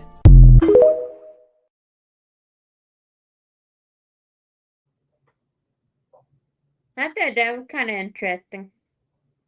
It is very interesting. What happened to Crew? I don't know. I've been seeing this image that reminds me of a TV screen, but nothing on it. That's just what I'm seeing. I don't know. He went dark and quiet. Showing is some Spanish church, promo Spain, LOL. Showing us. I think Crew got heated and left to Nibiru. Yeah, did you go back to Nibiru, Crew? What? Did you go back to Nibiru a minute ago? No, I was doing something. Yeah, you like left, and I was like, what the fuck just happened to Crew? No, I was dealing with my cat. Oh my god, the cat's pissing you off again? Yeah. Yeah, I know Elmsta. He's definitely Nibiru. Yeah, he came back. This is the story of the Rosetta Stone, a stone that changed the understanding of the entire ancient world. The Rosetta Stone is known across the world as the original key to deciphering Egyptian hieroglyphics. But how did we get to this point? The stone was estimated to be carved around 196 BC and originally displayed within a temple. Carved within the stone is a decree that is inscribed 3 times. Once in hieroglyphics, once in demonic, a cursive Egyptian script, and the third in ancient Greek, which was the key to deciphering hieroglyphics. The stone was found during the time of Napoleon's campaigns, and in 1799, while preparing the defenses of a nearby fort, a French officer discovered the stone near the town of Rashid in the Nile Delta in Egypt. Eventually, after Napoleon's defeat, the stone became the property of the British under the terms of the Treaty of Alexandria, and it was transported to the British Museum, where you can still see the stone today.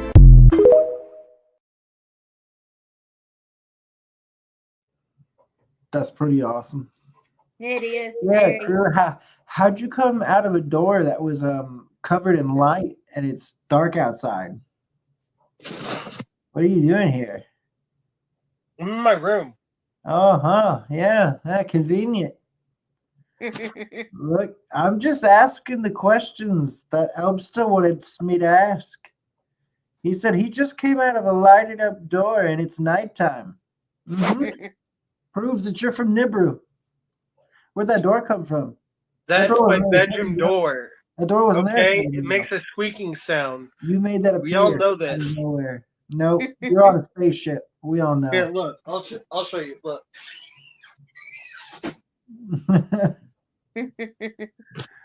Look at him freaking out, having to protect his identity because we all know he's from Nibiru. No, it's called I was dealing with my dumbass cat. Silly Crew, Nibiru's for Nibiruians.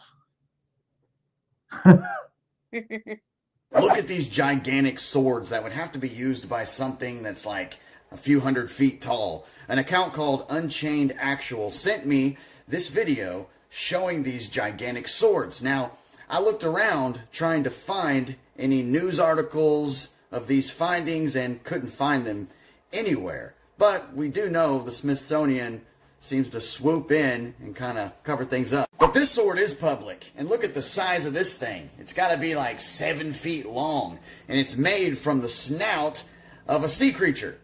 Also, this sword was recently found in Japan, and it's 7 feet 9 inches long. This can be found as public record as well. And there are way more records of giant swords that are found and even on display in museums. Now, what about these? If these were real, do you think that they would make it public record? Do you think this is a leak? Or could it be just really good animation and AI? Let me know in the comments. Oh, and then of course there's the other angle that these were just art pieces that were made. But in that case, why hide it? Why cover it up? You know, just display it as an art piece. But that really, really big sword, I mean, I don't even want to know the size of the creature that would have to hold that thing.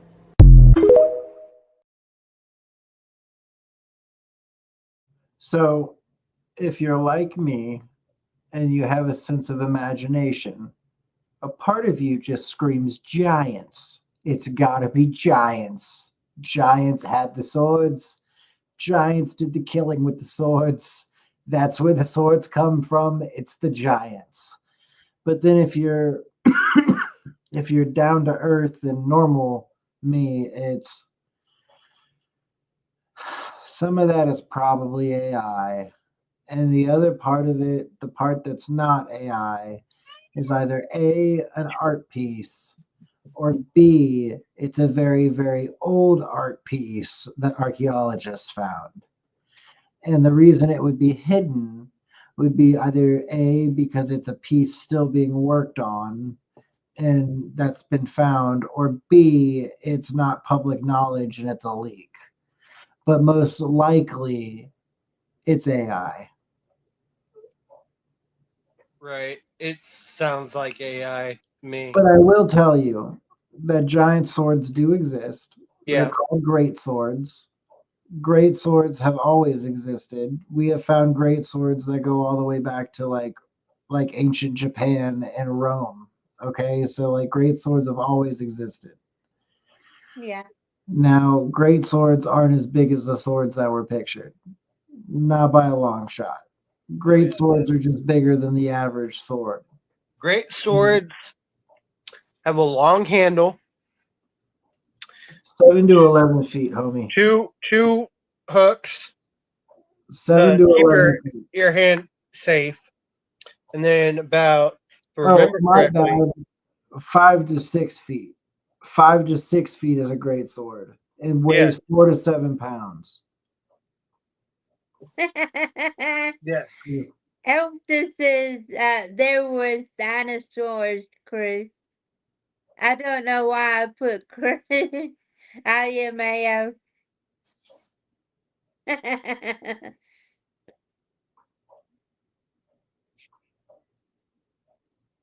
But I mean, there are giants, so you never know.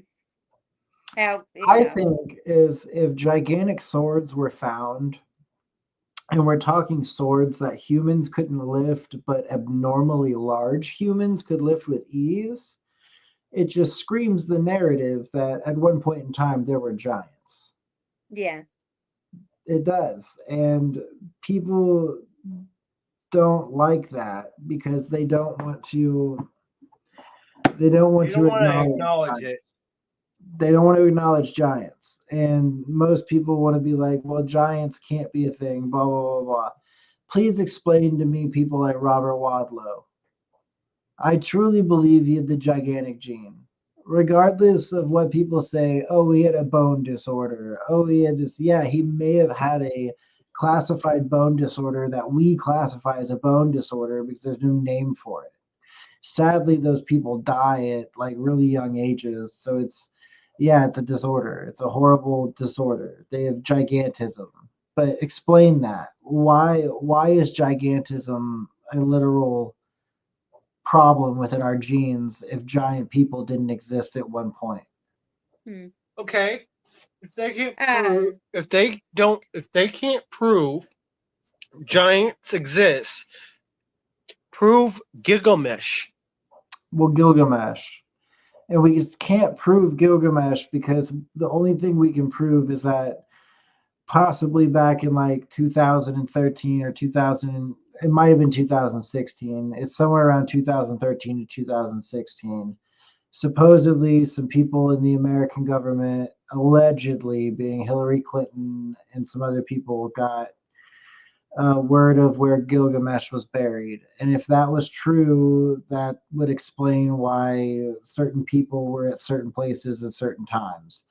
Obviously, it's overreach and it's obviously fake. Like, I don't care what anybody says. I think somebody made that up for attention.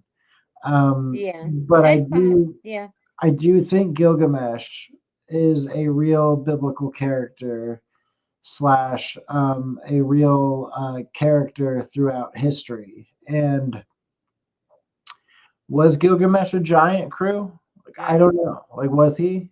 Yes. So Gilgamesh was a giant, and he was supposedly also Anunnaki, right? Yes. Yeah. So, and if he was Anunnaki and a giant, that's where the giant gene came from. Okay. We got some comments from Elmster. Yeah, Elmster says that Ishtar Sumerians claim that Gilgamesh wasn't buried. Gilgamesh isn't in the Bible. He was in an older book. Gilgamesh in the Bible was a city. All right.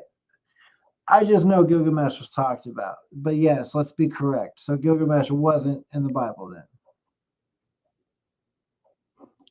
But that's the only stuff that I really know about Gilgamesh. I didn't know he was a giant. I just knew he was supposedly an Anunnaki king. So the rumors were back when I was first getting into that stuff.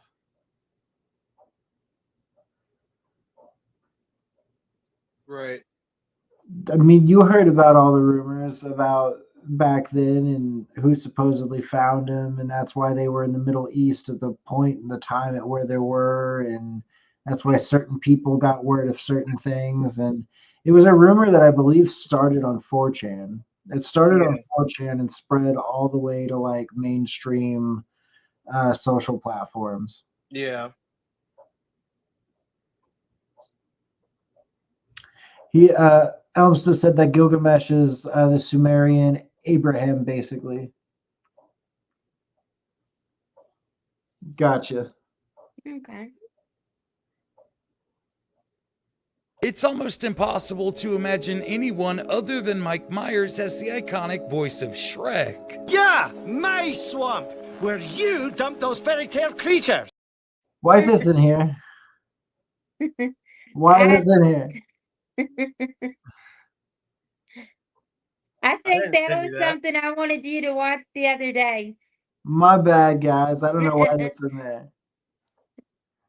This is my swamp. This is my swamp. Donkey was always my favorite. Yeah, me too. Who was your favorite crew? Puss in Boots. Puss in Boots. Yep. I don't know. There's just something about Donkey and his love of pancakes and dragons that made me happy. Yeah. Here's an incredible discovery for you. 4 ancient swords stashed in a cave. Hey, I'm Kristen Romy. I'm an editor at National Geographic, and I love archaeology. The discovery was made by the Israeli Antiquity Authority's Theft Prevention Unit in a cave west of the Dead Sea. Yep, Israel has archaeology cops. It was a cave that they previously thought was empty, but lo and behold, in an upper chamber, stashed behind stalactites, were 4 Roman-era swords. 3 of these swords are of a type known as a spatha. Spatha is a Roman longsword carried by both cavalry and infantry. Wow. Whoa! The other sword is a ring pommel type that was common among Roman armies in the second half of the 2nd century AD. So that's a big question for archaeologists. Who stashed these swords in this cave almost 2,000 years ago? Was it Jewish rebels fleeing Roman troops? Was it bandits waiting for their next prey? A big part of solving that mystery will be by figuring out what these swords are made of and where they were made. These swords are so well preserved, the scientists will be able to test the wooden scabbards, the metal from the swords, the leathers from the hilt, and determine when and where they were made. It'll take a couple years of study, but these swords are going to provide us with fascinating information on what was going on in this part of the Roman Empire. That's pretty cool. Yeah, and I thought since it was some National Geographic, it was probably pretty legit. National Geographic isn't always real, but those looked real. That was Yeah, legit. those looked real.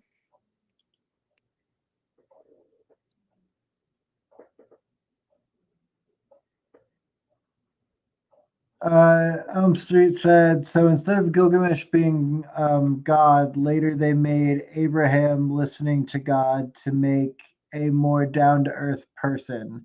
Sorry, I'm mainly an ancient historian, so this subject gets to me. I totally understand, man. I'm not as involved, I guess, as you are with that specific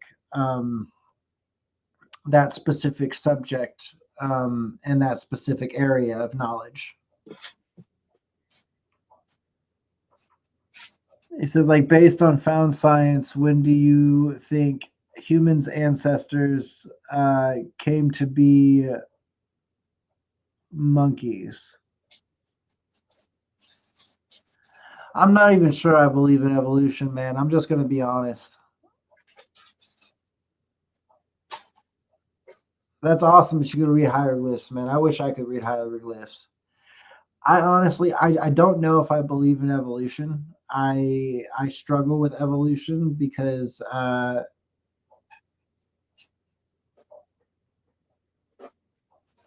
no, I don't. So I don't think that God just makes all or no. So it's hard for me. Like, you would have to define your version of God, because I guarantee you that I don't pray to anybody else's God except maybe a select few, and I still pray my own way. I think the energy surrounding this world is what creates everything. I think that divine force that is our world, that is our energy fields, that is what keeps us alive, that is God. You said, no, I'm saying that people look like where they come from. So there's definitely some evolution. There's no dinosaurs or Neanderthal. I think there probably were dinosaurs, and I think there probably were Neanderthals. I also think there were probably Homo sapiens. I think that people definitely evolve in small form evolution, as in we breed with each other and we take on new forms. 100%. That's definitely evolution in that manner. So eventually, hundreds of thousands of years go on by. Eventually, yeah, people are going to start to look fucking different.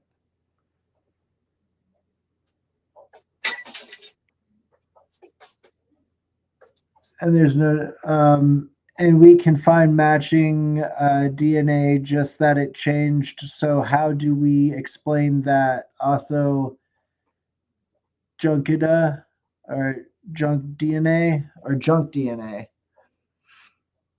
Yeah, matching DNA, things like that. I mean, proven science is proven science. I'm not going to argue with proven science. If I'm wrong with something, I'm wrong with it. My personal belief isn't that, because the original belief is that we actually like evolved from fish. We started out as a wet creature and then came onto land and then evolved into a primate like creature with like weird sea like attributes.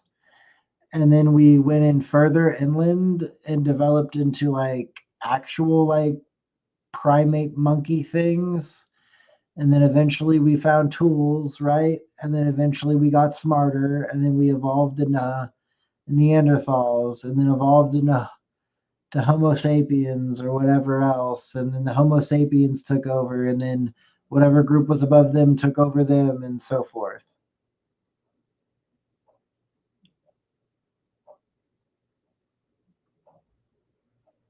So junk DNA is always a problem because it's corrupted, but later fixes itself. So they believed that because of oxygen, they only knew bacteria underwater produced oxygen, but recently they proved that's not true. You can still find that bacteria in the ocean today. That's cool. I've actually heard that before, that bacteria could produce oxygen in the water. So that's false. Interesting. I hadn't heard that before. It's fossilized bacteria. Okay. That's interesting. Yeah, when it comes to evolution, man, I just struggle with it because it's really hard for me to believe that we started out as a wet creature, evolved into a monkey, and then evolved into a human, and then did all that. And like, it's very odd. It's very odd. I have a hard time with that too. Speaking of which, how many videos we got left? What's up? How many videos do we got left? 4. We'll be fine. We talked about quite a bit. I know. Oh yeah.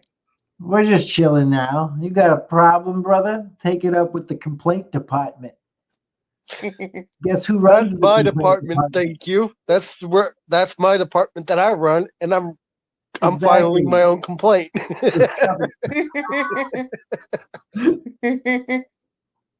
It's going to take me about a week to fill out. Oh no, to go through of all my complaints. He said elements evolve and you have to add it up. Some elements take a millennia to change. Very true. And our time in this world is so small and minuscule that we really don't know what happens, and we never will. We only know a fragment of what we're allowed to know / remember, because you weren't alive when it all started. We became what we are now because of what we were back then. So as crazy it is, we don't have actual fluid memory of our evolution or escalation in life. Yeah. It's interesting for sure.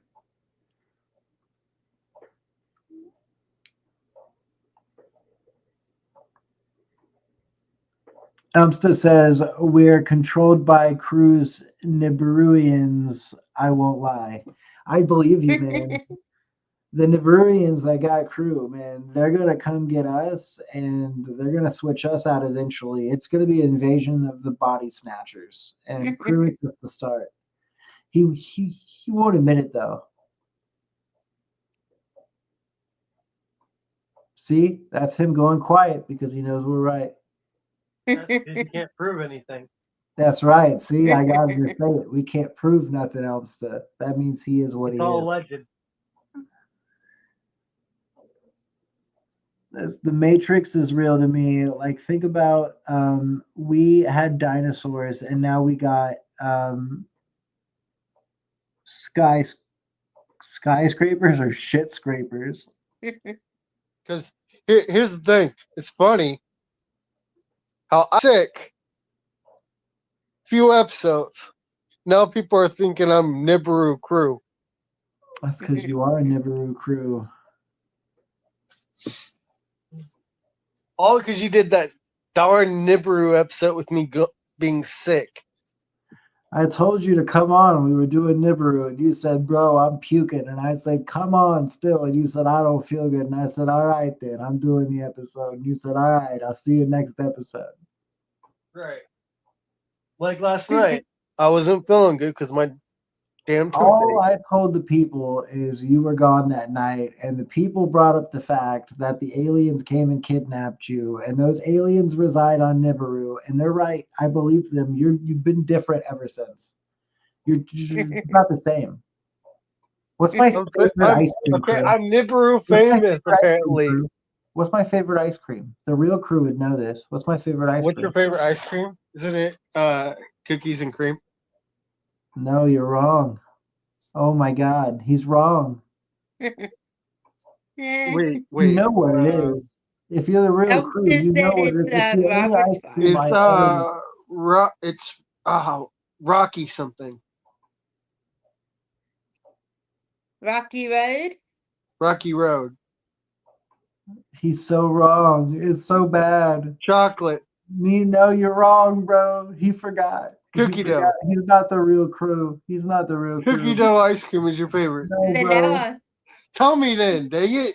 Me and you used to go get ice cream every weekend. Dude, look, I'll be honest with you. The ice my cream brain is so fried that I don't remember half the pack. You always made a big fucking deal about it. The ice cream that I got was chocolate chip and mint ice cream, and you used to yell at me about how my ice cream taste was toothpaste and chocolate, and that I'd rather just go to the pharmacy and buy a thing of toothpaste and get some Hershey's Kisses, and I'd be just as appetized. I You always made a forgot big about freaking that. deal about it. I literally forgot about that. Not gonna lie. I still love mint chocolate ice cream. That's disgusting. Wow, wow, wow. Yeah, Elmstead says Nibiru proof. Crew, why is it fried? Explain. You can't just say that, but what? My brain being fried. Yeah, why is it let's fried? see. I've hit my head so many times I've forgotten a lot. That cat is going ham on your armpit. No, he's being weird. Dumbass cat, get away from me.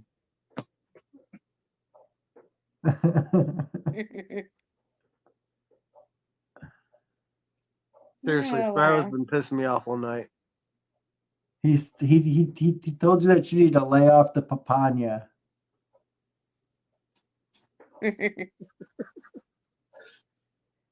That's fucked up. See, Crew would turn around and tell me that I need to lay off the papaya. Yeah. Except Crew would be like, you need to lay off everything. You need to be sober. And not just for October, Rob. It shouldn't only be sober October, Rob. I'm totally messing with you. For the most part, I am sober. I am 120% sober all the time. Occasionally, I will have a beer.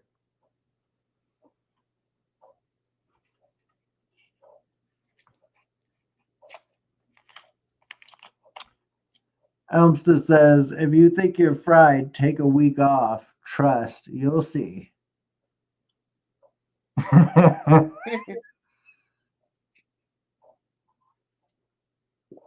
What happened to Crew? He's like frozen in time. Yeah, he does look. He's frozen. What's going on here? Dude, this is weird. Do you see yourself? Do you see yourself over here? No, like look. This is what it says. Studio instability issues. Hold on. It says studio instability issues. Kicked me out because of a freaking update. That's fucked up. Yeah, he goes, what the fuck, Nibiru? Bro, there was 2 of them. That's fucking proof. No, it's weird. It's weird. I'm just talking, right?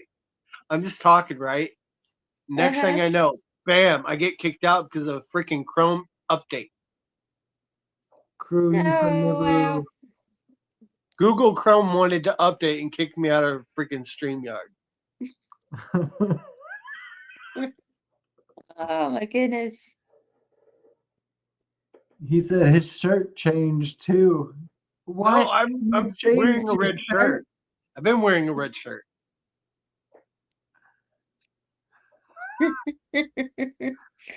Elvis says you're full of shit. It was purple.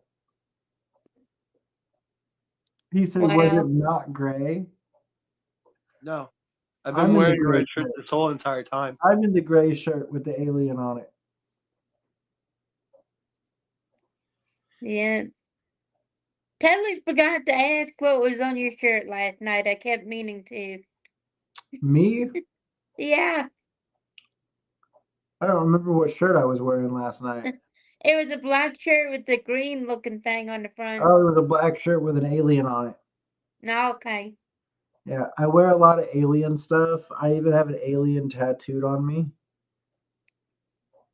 Yeah, I believe that I've seen the aliens, and I also believe that there's a good possibility I was abducted when I was younger. As crazy as that is, that's for another day. That's another story for another day.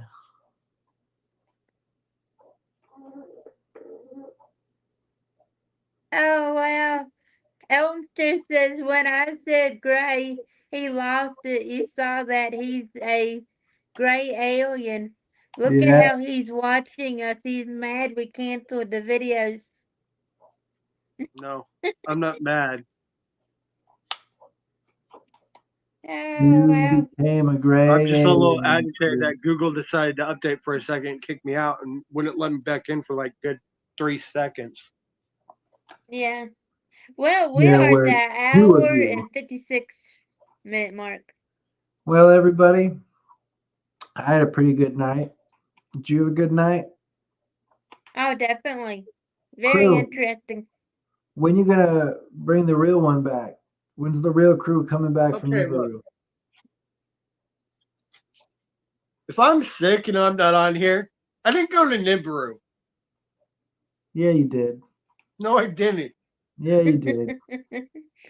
You're being sick as a cover.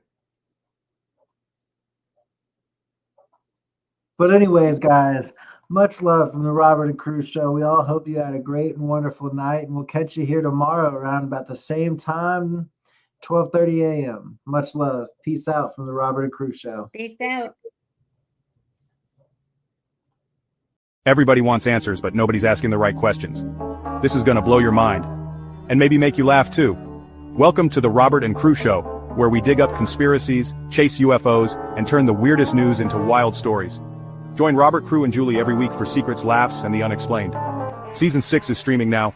Follow us if you dare.